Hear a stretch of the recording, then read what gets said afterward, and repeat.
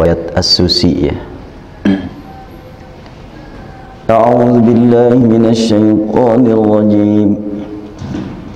La yuhibbullahu al-jahra bis-su'i minal qawli illa man zulim.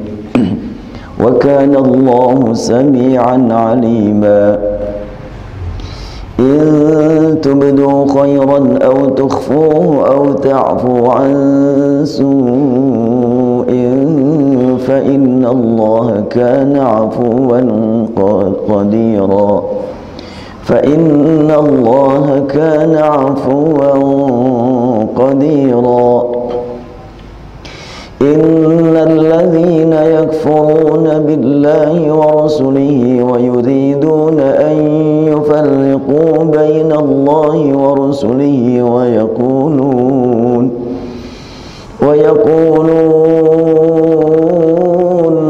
نؤمن ببعض ونكفر ببعض ويريدون أن يتخذوا بين ذلك سبيلا أولئك هم الكافرون حقا وأعتدنا للكافرين عذابا مهينا والذين آمنوا بالله ورسله ولم يفرقوا بين أحد منهم أولئك سوف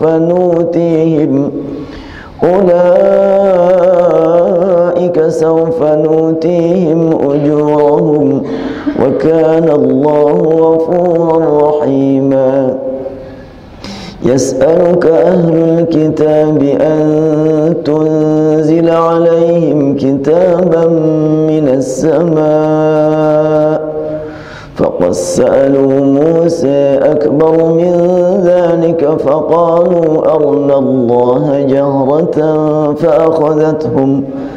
فأخذتهم الصاعقة بظلمهم ثم اتخذوا العجل من بعد ما جاءتهم البينات فعفونا عن ذلك وآتينا موسى سلطانا مبينا ورفعنا فوقهم الطور بميثاقهم وقلنا لهم ادخلوا الباب سجدا وقلنا لهم لا تعدوا في السبت وأخذنا منهم ميثاقا غليظا صدق الله العظيم. Hari ini adalah tanggal 6 bulan Rajab. Bulan Rajab mengingatkan kita semuanya akan peristiwa yang sangat penting untuk senantiasa kita ingat, yaitu peristiwa pertemuan makhluk dengan Khalik, pertemuan bumi dengan langit, pertemuan alam zahir dengan alam gaib, pertemuan Rasulullah pilihan Allah yang sangat diistimewakan dalam berbagai segi dengan Allah Subhanahu wa ta'ala di tempat yang tidak terjangkau makhluk lain yang disebut dengan Sidratul Muntaha. Allah khususkan tempatnya untuk Rasul pada waktu beliau ingin mendapatkan tugas yang sangat besar menyeluruh meliputi semua umat yang sangat memerlukan komunikasi spiritual yang istimewa untuk menyelesaikan masalah masyarakat sedunia. Tidak cukup menggunakan otak, tidak pula menggunakan teori karya manusia, tapi harus menggunakan keimanan yang diisi dengan sujud dan ruku. Maka terjadilah peristiwa Isra dan Mi'raj yang diawali dengan perjalanan dari masjid menuju masjid. Surat Al-Isra kita ketahui bersama menjelaskan tentang peristiwa Isra dan Mi'raj yang menyebutkan la yuhibbullahu jahra bis-su'i minal qawli illa man zulim wa kana Allahu sami'an 'alima. Allah Subhanahu wa taala menjelaskan tentang hakikat perjalanan Rasulullah sallallahu alaihi wasallam yang sebelum dijelaskan tentang perjalanan, beliau menekankan pentingnya menanamkan keimanan terlebih dahulu, bahwa semua yang terjadi di alam raya ini menunjukkan kemahasucian Allah. Oleh karena itu diawali dengan kalimat subhana, maha suci. Kata siapa maha suci? Kata Allah. Siapa yang dinyatakan maha suci? Allah juga.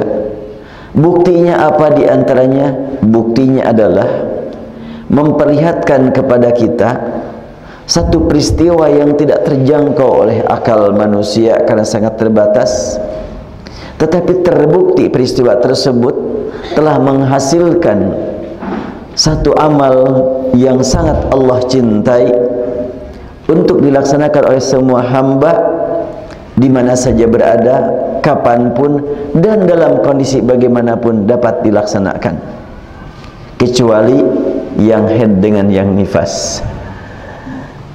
Sakit tidak menghalangi salat, perjalanan tidak menghalangi salat.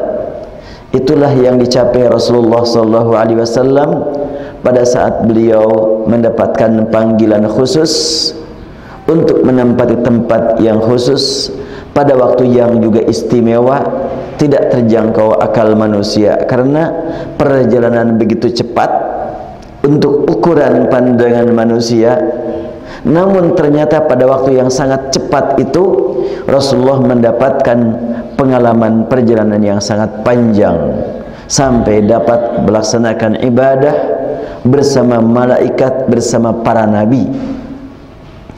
Allah Subhanahu wa taala menegaskan dalam surat Al-Isra, subhanalladzi asra bi'abdihi lailan minal masjidil haram ilal masjidil aqsa.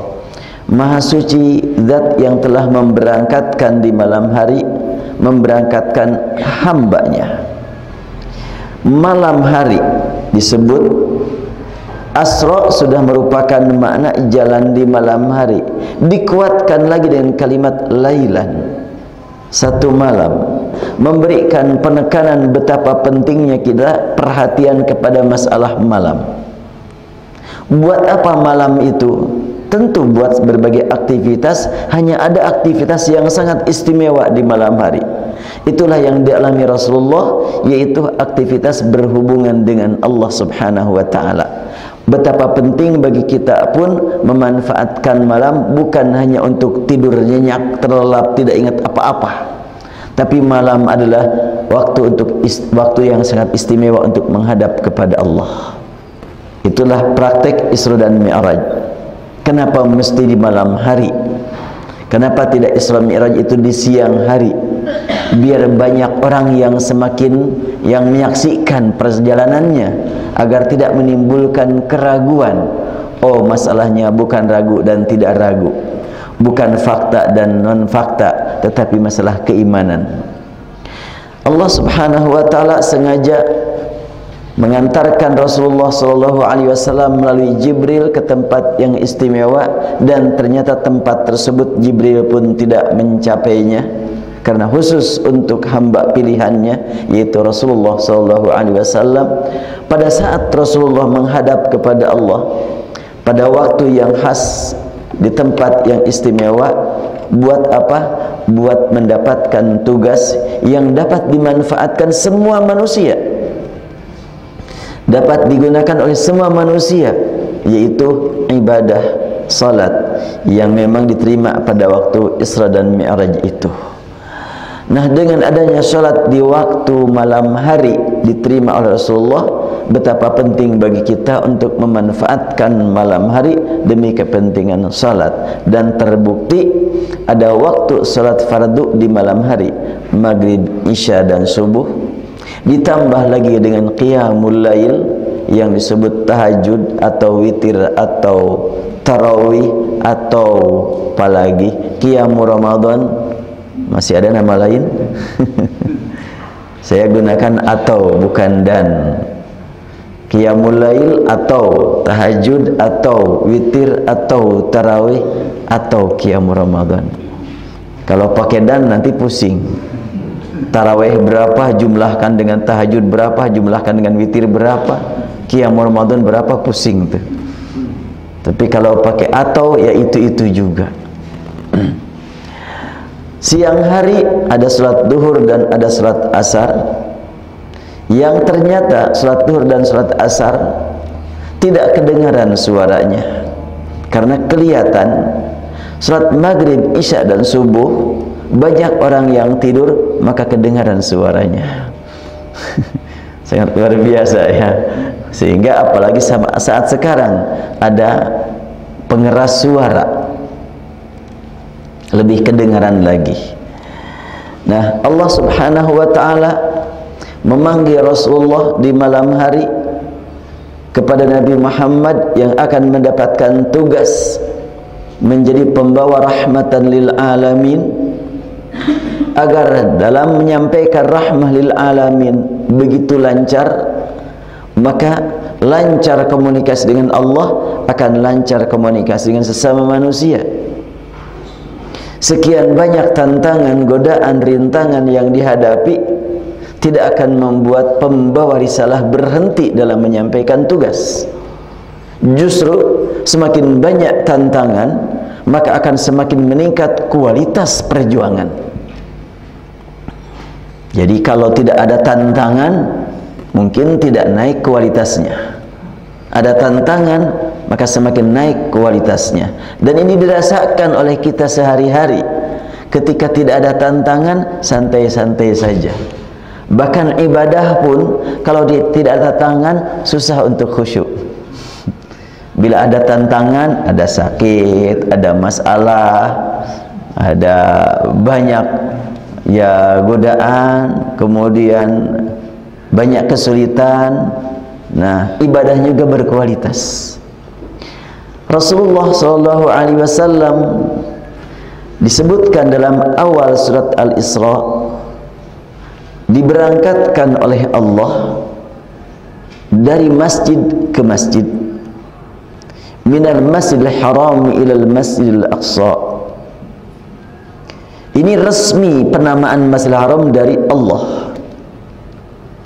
Kalau Masjid Al-Fitrah dari kesepuhan lah gitu, bukan dari Allah. Masjid As-Salam bukan dari Allah, itu dari makhluknya. Tapi Al-Masjidil Haram, Al-Masjidil Aqsa, Allah yang meresmikannya, penamaan masjid tersebut. Kenapa Rasulullah waktu Isra itu berangkatnya disebutkan dalam Al-Quran dari masjid ke masjid, lalu ke Sidratil Muntaha, tidak dari Mekah ke Palestina?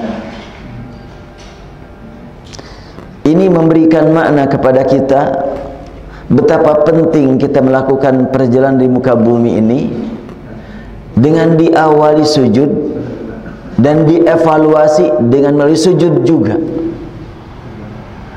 Orang yang senantiasa zikir menghadap kepada Allah, tentu sebelum melakukan satu kegiatan, sujud terlebih dahulu. Selesai melakukan kegiatan, sujud kembali. Saat muhasabah, saat melakukan evaluasi, lakukan saat sujud. Itulah Rasulullah SAW memanfaatkan bumi dengan diawali sujud dan diakhiri dengan sujud, baru menghadap kepada Allah ke Sidratil Muntaha.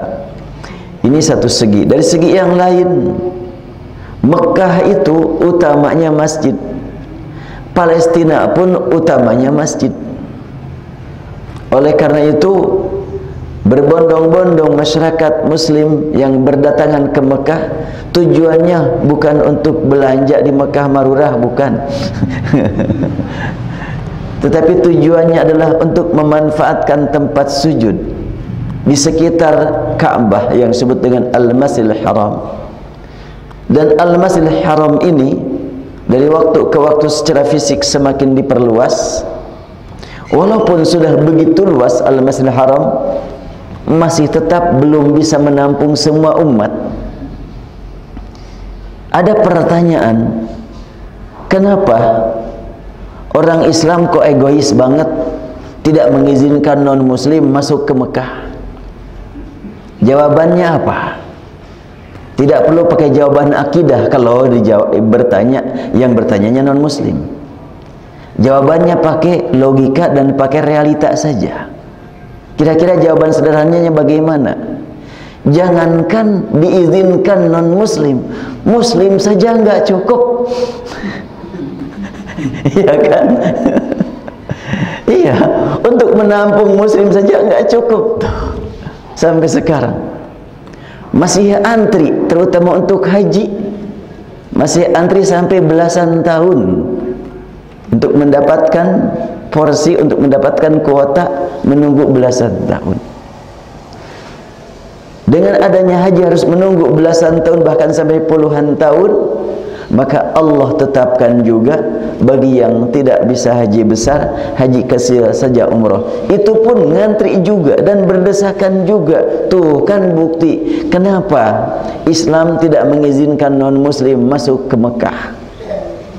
Ini tinjauan fisik. Tinjauan non-fisik, Mekah khusus untuk ibadah. Kalau bercampur muslim dengan non-muslim, terganggu dong ibadah umat Islam.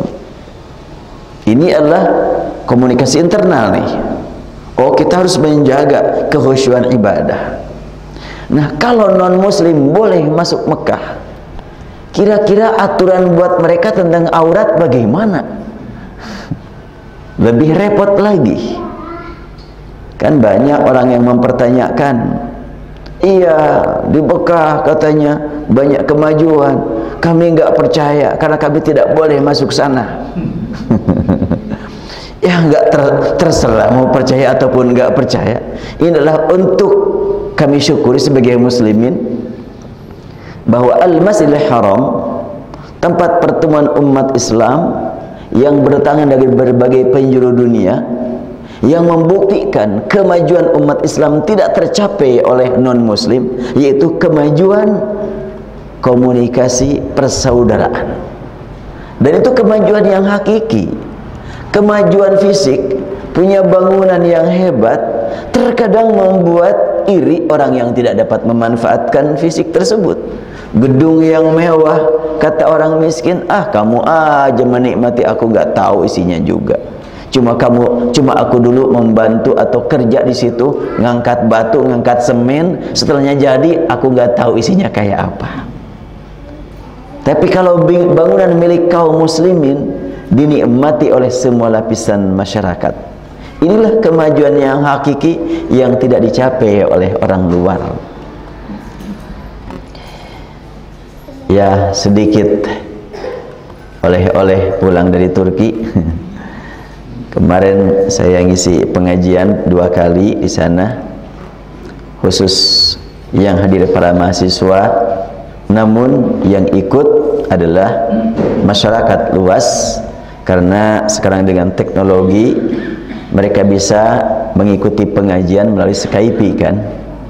Jadi yang hadir di depan saya enggak banyak, tapi yang mendengarkan banyak dari luar. Langsung dilihat di komputernya, ini Skype banyak sekali berjajar gitu, sehingga saya bisa saya dilihat mereka, cuma saya tidak melihat mereka. Mereka melihat saya melalui ya alat elektronik. Dan pertanyaan banyak dari mereka. Ya, antara lain pertanyaan muncul ini dari kalangan orang-orang yang memang pinter-pinter ya, cerdas-cerdas, itu pertanyaannya juga sangat menarik. Di antaranya adalah ya masalah kemajuan umat Islam. Ketika saya sampaikan kemajuan umat Islam yang terlihat oleh umat Islam dari seluruh dunia yang sudah pernah ke Mekah dan ke Madinah, itu kemajuan yang tidak dicapai oleh yang lain, muncul pertanyaan dari mereka, kenapa di kalangan umat Islam masih banyak yang miskin, masih banyak yang berantem, masih banyak juga yang tertinggal. Saya jawab kepada mereka, ketika ada sifat-sifat negatif pada diri umat Islam, Islam suka dibawa-bawa. Tapi ketika ada hal-hal yang positif yang dialami oleh umat Islam, nama agama tidak dibawa. Beda dengan non-muslim. Kalau non-muslim ada hal-hal yang positif, agama mereka dibawa. Tapi kalau ada yang negatif, agama mereka tidak dibawa. Itu realita itu. Terus kenapa di kalangan negara-negara muslimin terjadi kekacauan, peperangan, sementara di luar enggak? Saya tegaskan, umat Islam tidak pernah punya niat untuk memecah belah non-muslim, sedangkan non-muslim terus berjuang untuk memecah belah umat Islam. Terbukti hal ini. Sekarang muncul nama ISIS, muncul nama Houthi. Siapa yang membuat? Enggak tahu. Yang jelas praktek kehidupan mereka banyak yang tidak islami. Kita mempertanyakan, kalau beberapa rombongan tentara ISIS lalu mengundang seorang wanita untuk menghibur mereka, apakah itu islami? Pasti tidak. Betulkah mereka tentara Islam? Enggak tahu. Kalau mereka tentara Islam, berarti mereka sedang maksiat. Bagaimana membawa nama Islam? Kalau itu adalah merupakan ide mereka, berarti bukan orang Islam. Yang benar yang mana? Enggak tahu, karena kita tidak terlibat di dalamnya. Yang jelas, banyak orang-orang luar ingin merusak al-Islam, mereka pura-pura Islam. Setelahnya punya posisi di dalam, mereka merusak. Berbeda dengan umat Islam, tidak bisa pura-pura tidak islami. Orang yang anti-Islam, mereka bisa pura-pura Islam, ikut ke masjid, ikut sholat, ikut membaca Al-Quran, gampang mereka pura-pura Islam. Sementara kalau orang Islam tidak bisa pura-pura beragama yang lain, dan enggak boleh. Itulah perbedaannya. Kemudian kalau berita sering disebut-sebut umat Islam terbelakang, umat Islam tertinggal, kita yakin berita ini kan siapa yang buat, siapa yang memberitakan. Kemarin saya baca berita tentang Houthi dari sumber berita Houthi. Jelas Houthi hebat, milisi Houthi hebat. Tapi berita tentang Tahaluf Arabi dengan sumber dari Tahaluf Arabi hebat. Yang benar yang mana? Itulah sumber berita, enggak jelas. Maka dengan demikian kita menyaksikan sekian banyak berita internasional, berita nasional yang kadang-kadang membuat kita bertanya-tanya. Kembali kepada Al-Quran. Al-Quran adalah sumber berita yang pasti benar, tidak pernah mengalami perubahan. Kita kembali kajian sekarang surat Al-Isra, bulan Rajab. Apabila kita mendapatkan berita dari luar mendukung memahami Al-Quran, kita terima. Apabila kita mendapatkan berita dari luar justru berseberangan dengan makna Al-Quran, kita tidak perlu menerimanya. Sekarang berita 3 peristiwa yang sangat penting kita hubungkan. Peristiwa pertemuan raja-raja atau kepala negara Arab yang diarahkan untuk memerdekakan Palestina dengan ibu kota Al-Quds. Itu diungkapkan Raja Salman beberapa pekan yang lalu. Kemarin sudah berlangsung di kota Bandung, apa namanya? Ya, KAA, biasa di Bandung makan seur AA. Iya.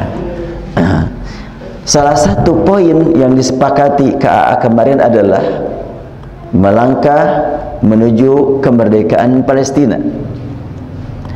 Dan Palestina ini sangat erat hubungannya dengan peristiwa yang terjadi pada waktu Isra dan Mi'raj, terjadinya pada bulan ini, bulan Rajab. Jadi tiga hal ini sangat erat hubungannya. Bulan Rajab, bulan Palestina. KAA berbicara tentang Palestina. Pertempuran yang berlangsung di Yaman juga menuju Palestina. Kita sangat berharap semoga Allah segera mewujudkan kemerdekaan Palestina dengan ibu kotanya Al-Quds. Kenapa Al-Quds? Karena Al-Quds tersebut dalam Al-Quran, yaitu Al-Masjidil Aqsa. Kita tidak berkepentingan dengan kondisi Palestinanya, sama saja dengan yang lain-lainnya. Tapi yang sangat menarik perhatian buat kita adalah karena di Palestina ada Al-Masjidil Aqsa yang merupakan salah satu dari dua masjid yang disebut dalam Al-Quran. Bila salah satunya dari dua ini hilang, berarti umat Islam tinggal setengah. Entah kekuatannya, entah wibawanya. Kalau kita kembalikan kesatuan Al-Masjidil Haram dengan Al-Masjidil Aqsa, maka keislaman akan muncul kembali. Apa fungsi Al-Masjidil Haram dengan Al-Masjidil Aqsa? Intinya adalah Al-Masjidil Haram pusat ruku, pusat sujud yang melahirkan para pejuang. Al-Masjidil Aqsa adalah dapat kita katakan laboratorium mujahidin. Karena Islam akan terpelihara dengan komunikasi spiritual dan tentunya komunikasi intelektual dan juga emosional. Nah, terkait dengan masalah ibadah, Al-Masjidil Haram tempat pertemuan para ahli ibadah yang datang dari berbagai penjuru dunia. Karena hubungannya langsung dengan Allah Subhanahu wa ta'ala, Allah jaga keamanan Ka'bah.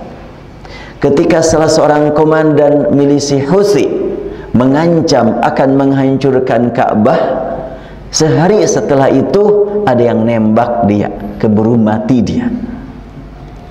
Itu cuma sehari atau 2 hari lah gitu. Itu salah satu komandan milisi Houthi itu.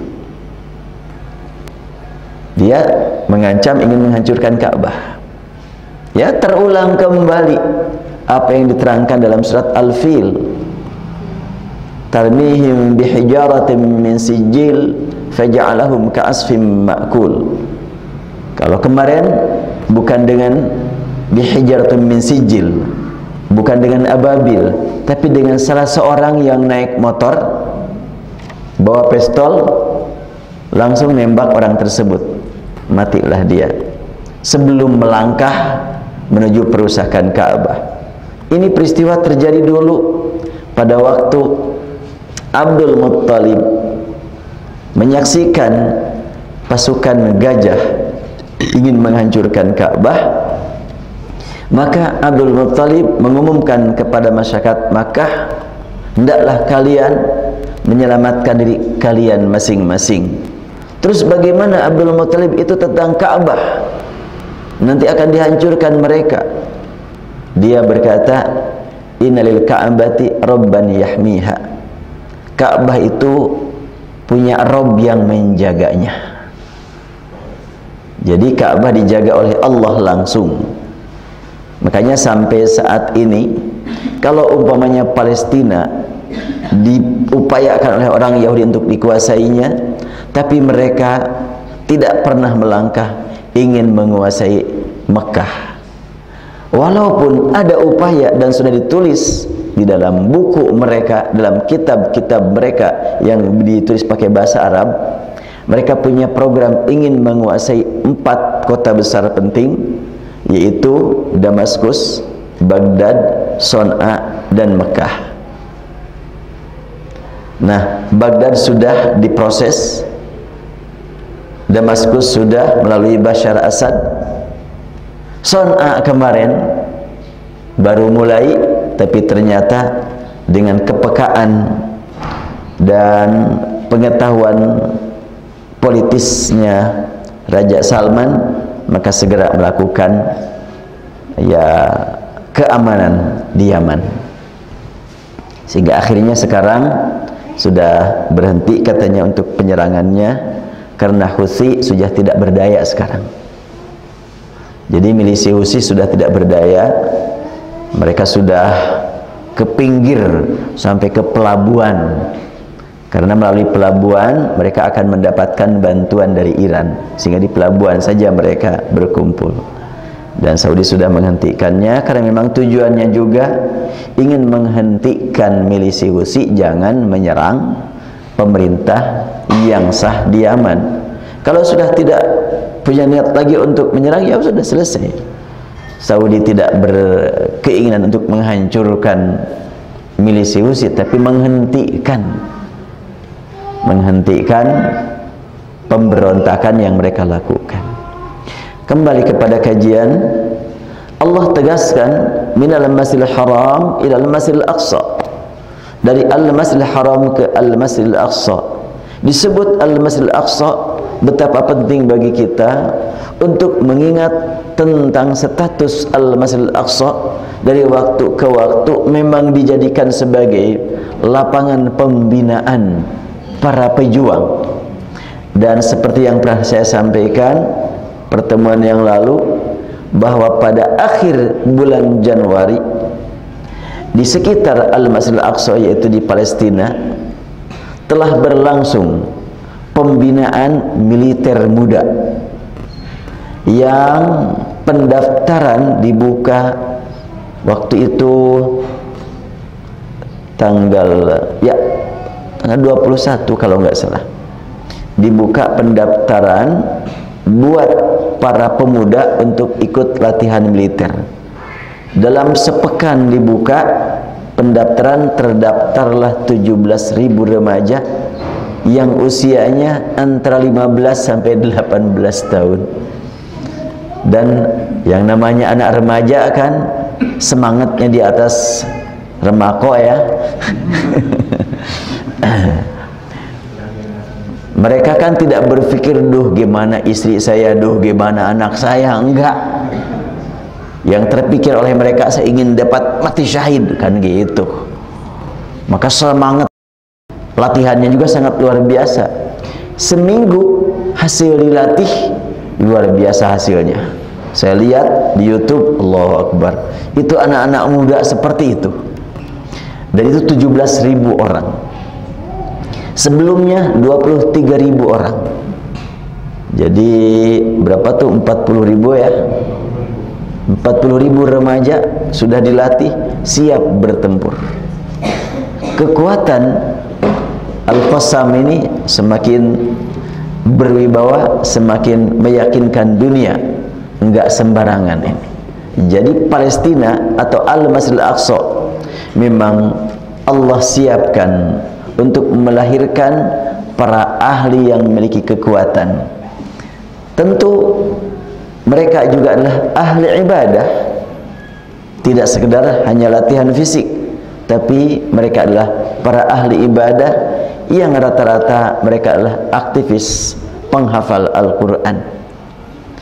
Dan dulu saja waktu ada 450 orang ditawan oleh Yahudi, dalam jangka waktu yang sangat singkat diumumkan keluar, nih para tawanan perang di dalam penjara melakukan wisuda hufadz Al-Quran. Jadi dalam penjara itu jadi pesantren tahfidz Quran. Dan karena kondisinya betul-betul mendukung, mereka bersih sehingga cepat hafalannya juga. Tidak pernah SMS-an soalnya. Itu mengganggu tuh. Facebookan enggak mereka. Yang dibaca hanya Quran, didengar hanya Al-Quran, sehingga cepat hafalnya. Kita ini sudah SMS, sudah Facebook, sudah YouTube, sudah aduh macam-macam. Dipilih-pilih yang baik, suka muncul juga yang buruknya tanpa disengaja. Apalagi kalau ada orang yang sengaja ya. Tidak sengaja saja buruk bermunculan terus. Tapi kalau yang baik ingin mendapatkannya harus selalu sengaja gitu. Tapi kalau yang buruk mah enggak sengaja juga berdatangan. Karena itu Al-Quran juga menggambarkan tentang hakikat al-haq dengan al-batil. Al-haq dilukiskan dengan an-nur, al-batil dilukiskan dengan al-zulumat. An-nur cahaya satu, al-zulumat kegelapan banyak. Allah menggunakan istilah nur satu, yukhrijuhum minal zulumati ilan nur, kan? Allahu waliyul ladzina amanu yukhrijuhum minal zulumati ilan nur walladzina kafaru awliya'uhumut taghut yukhrijunahum minan nuri ilal zulumat ulaika ashabun nar hum fiha khalidun. An-nur cahaya satu, tidak anwar. Kalau banyak anwar, kalau nur itu satu. Tapi kalau kegelapan Allah gunakan zulumat, itu banyak. Kalau satu zulmah. Nah, ini sangat menarik kalau kita perhatikan gaya bahasa Al-Quran ya.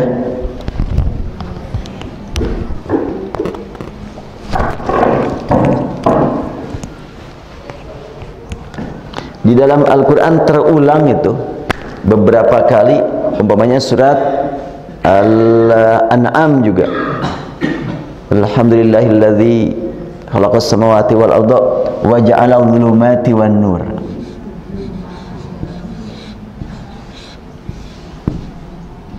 Al-dhulumat ini banyak. Kalau satu al-dhulmah ini satu. Kemudian an-nur ini adalah satu. Kalau banyak adalah al-anwar. Namun Allah gunakan untuk dalam Al-Quran menggunakan an-nur dan al-zulumat. Bahkan tulisan al-zulumat kalau tidak salah tidak pakai alif tuh. Ya. Ya, tulisan al-zulumat begini. Cuma pakai tanda panjang. Kenapa demikian? Kita lihat umpamanya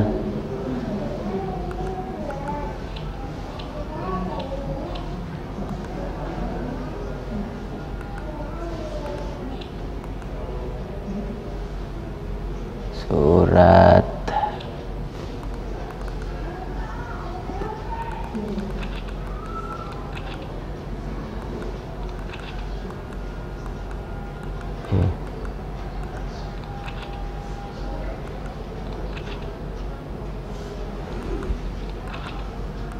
masih panjang.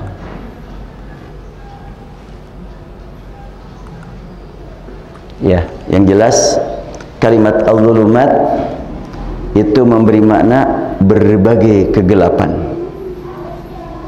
Sedangkan an-nur adalah cahaya.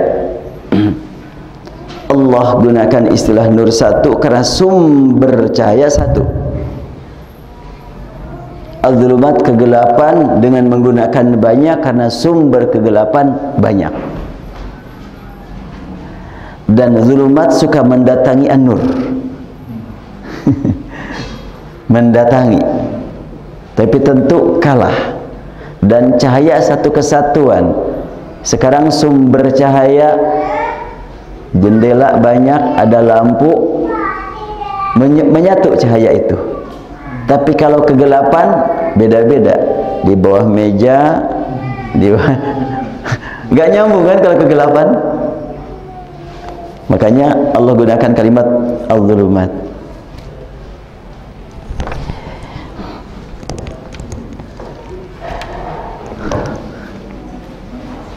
Tadi kita kembali kepada surat Al-Isra.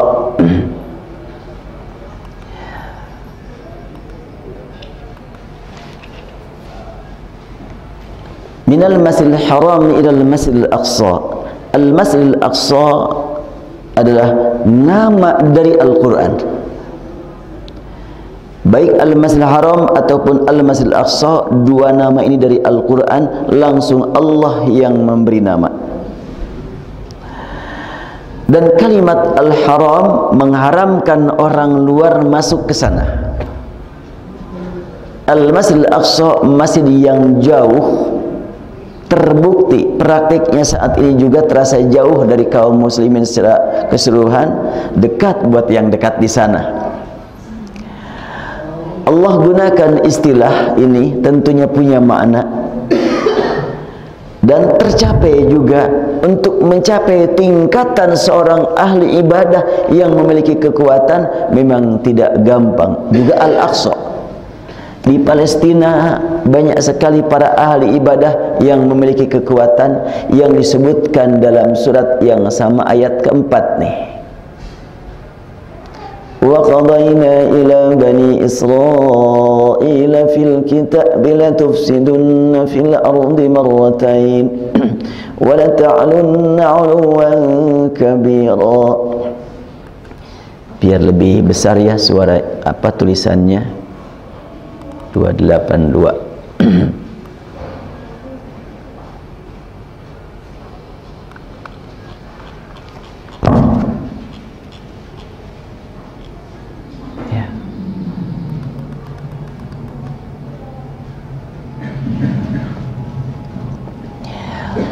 Minal masjidil haram ilal masjidil aqsa alladzi barakna hawlahu linuriyahu min ayatina innahu huwas sami'ul basir.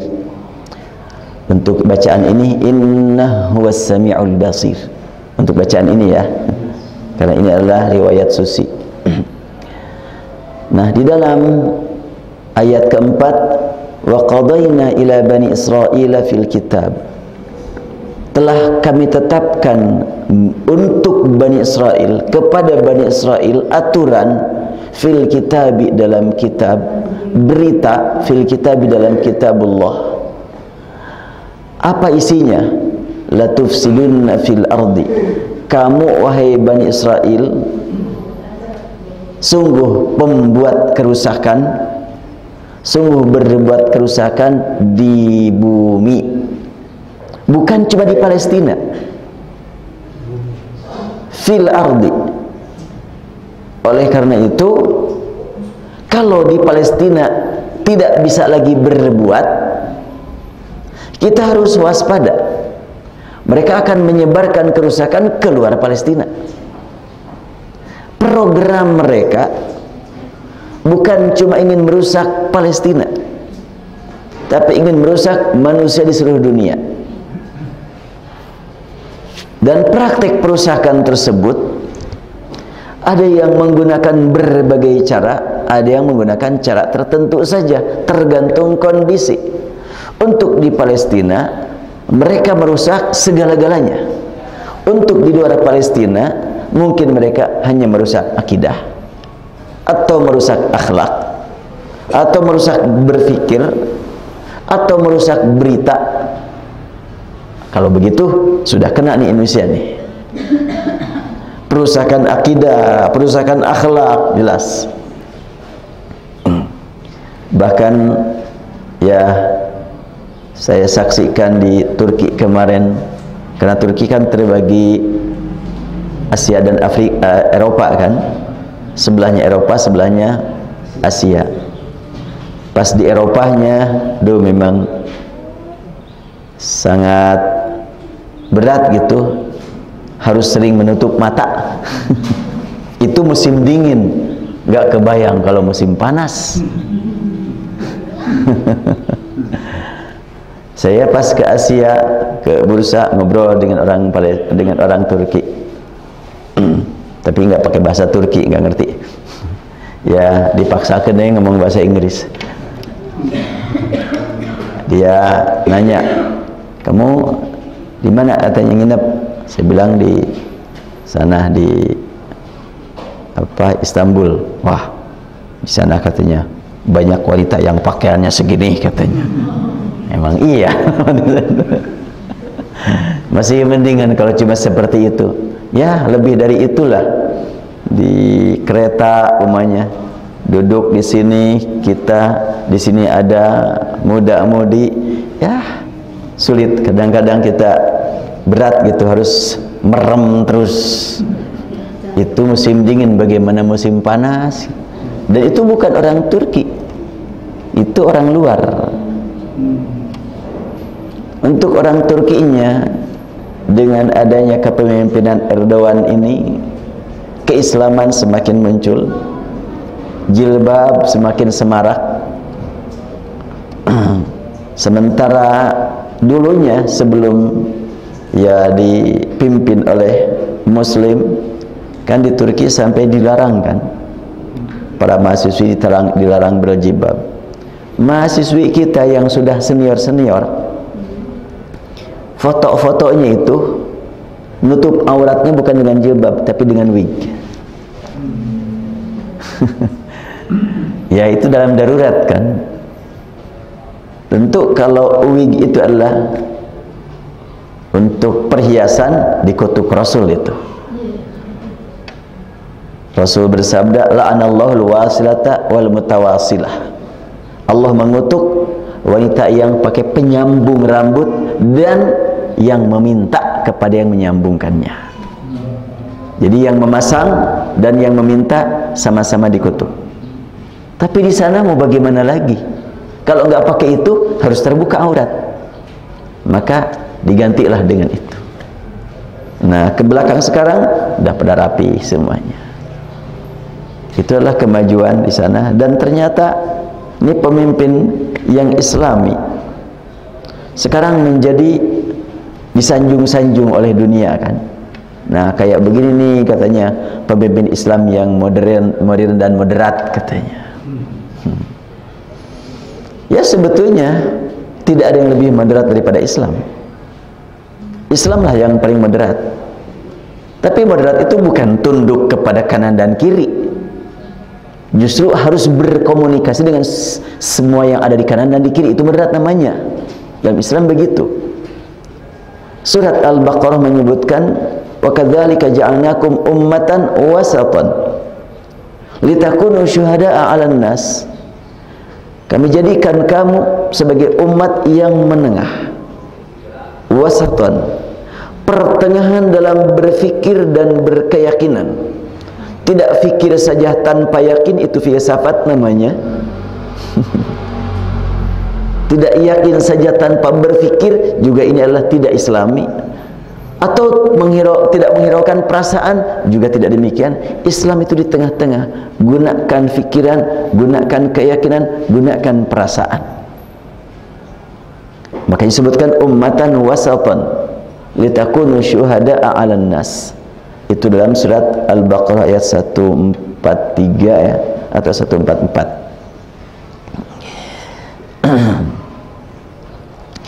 Upaya-upaya orang luar memang merusak terus-menerus. Ya, antara lain sekarang di Turki sudah perombakan sangat drastis dari sejak sebelum Erdogan sampai kepada sekarang Presiden Erdogan. Kalau kita nyebutnya Erdogan ya. Kalau orang Turki Erdogan. Jadi G-nya itu nggak dibaca jelas. Kalau G ada titik katanya nggak dibaca G. Oh, baru tahu lah. Saya sedikit belajar dari anak saya kan. Dia lancar sekali ngomong bahasa Turkinya. Nggak mikir-mikir lagi waktu ngomong. Mungkin sehari-hari karena memang ya anak saya itu kan dia di asrama itu sendirian orang Indonesianya. Jadi orang Indonesia di tempat yang lain, nah dia di satu asrama ngomong sehari-harinya cuma dua bahasa. Bahasa Turki dan bahasa Inggris gitu. Sewaktu-waktu ngomong bahasa Arab. Punya teman katanya orang Sudan, tapi nggak mau dia ngomong bahasa Arab katanya. Maunya pakai Inggris terus ya. Padahal saling memerlukan lah. Ya nggak apa-apa lah, biar lancar dua-duanya. Dan kemarin juga ternyata memang nih anak saya ini adalah termasuk yang senang berorganisasi dia dari dulu. Ya, ternyata dia menjadi pemimpin PPI ternyata di sana. Padahal dia baru tahun kedua, dia wakil ketua. Makanya waktu kemarin ada tamu dari Indonesia, Hasan Wirayuda, dia ngasih kuliah umum, ya sambutan anak saya itu, dan yang hadir adalah macam-macam kan, ada orang Turki, ada orang Arab, ada orang Indonesia, sehingga ya sambutan pakai bahasa Inggris. Saya bengong, nggak ngerti. Menang ngomongnya cepat begitu, udah nggak ketangkap. Ya baik, kita lanjutkan. Allah Subhanahu wa ta'ala menegaskan bahwa Al-Masjidil Haram dan Al-Masjidil Aqsa satu kesatuan. Kapan akan bisa dicapai lagi? Melihat gerakan kemarin, dari mulai pertemuan kepala negara-negara Arab dilanjutkan dengan KAA, diharapkan apa yang telah Allah janjikan di dalam surat Al-Isra ayat 6 segera tercapai. Apa nih yang sudah Allah janjikan pada ayat 6? Ayat 5. Fa idza jaa wa'du ulahuma ba'athna 'alaikum 'ibadan lana uli ba'sin syadid fajasu khilal ad-diyar wa kana wa'dan maf'ula. Orang Yahudi akan berbuat kerusakan di muka bumi dan akan berlaku sombong, angkuh. Umumnya kesombongan itu adalah dilakukan oleh orang-orang yang tidak mau kelihatan kelemahan. Kan gitu tuh. Orang yang memang tidak takut kelihatan kelemahannya, biasa-biasa saja. Tapi orang yang takut ketahuan kelemahannya, nyombong, angkuh. Artinya Yahudi itu punya kelemahan yang tidak mau ketahuan orang. Makanya nyombong. Sampai kapan? Allah tegaskan, bila sudah tiba saatnya untuk menghancurkan Yahudi, ba'athna 'alaikum, akan kami kirimkan kepada kamu wahai Yahudi, wahai Bani Israel. Siapa ya Allah yang akan kau kirimkan?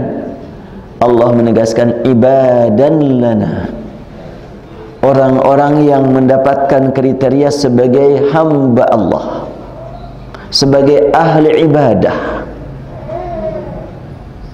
Jadi yang paling utama agar kita mampu menghadapi tantangan, serangan dan godaan dari pihak luar, komunikasi spiritual sangat penting untuk ditingkatkan. Ibadah. Makanya surat Al-Isra diawali dengan kalimat subhana, dilanjutkan dengan pembahasan malam hari, dilanjutkan dengan kata masjid dan masjid. Ini semuanya adalah menggambarkan pentingnya ibadah semuanya itu. Maha suci Allah, ya beribadahlah kepadanya.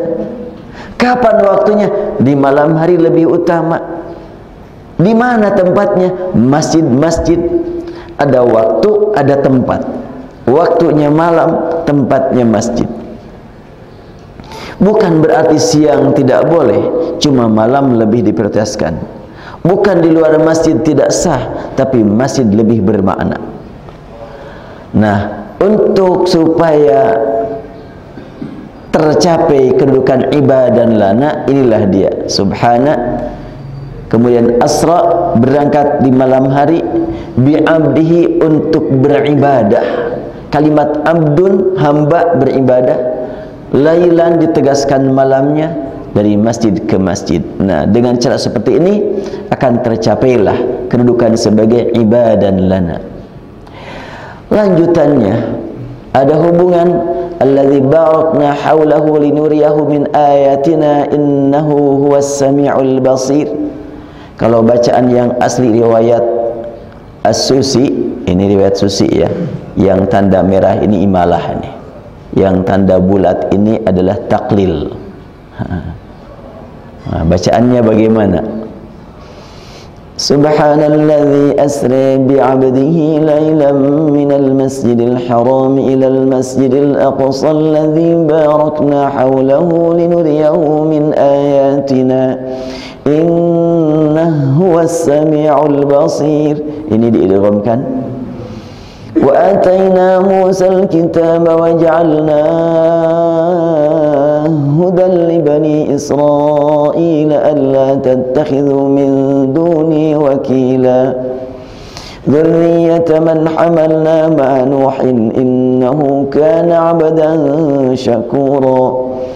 وَقَضَيْنَا إِلَى بَنِي إِسْرَائِيلَ فِي الْكِتَابِ لَتُفْسِدُنَّ فِي الْأَرْضِ مَرَّتَيْنِ وَلَتَعْلُنَّ عُلُوًّا كَبِيرًا فَإِذَا جَاءَ وَعْدُ أُولَاهُمَا.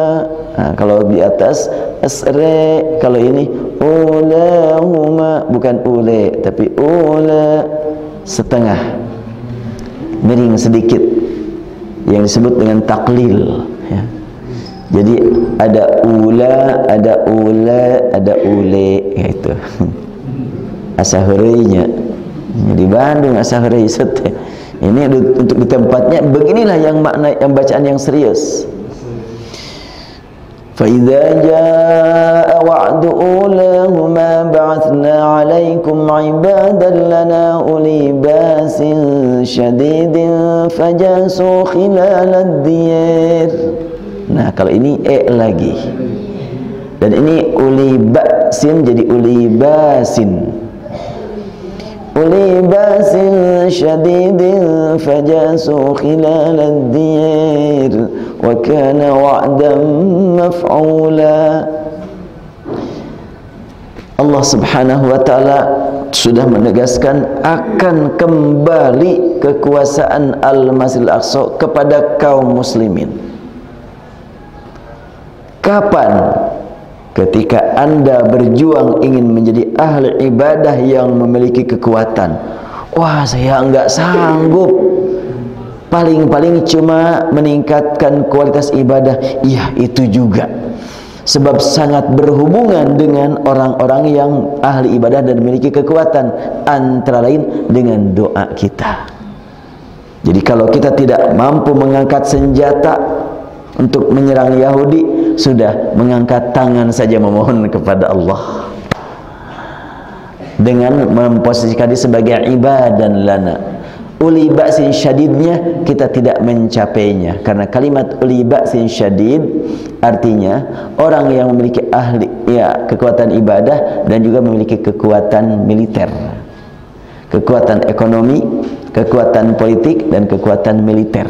Sekarang sudah terlihat gambaran kekuatan politik, pertemuan negara-negara Teluk didukung dengan pertemuan yang dihadiri oleh Kang Emil kemarin di Gedung Merdeka.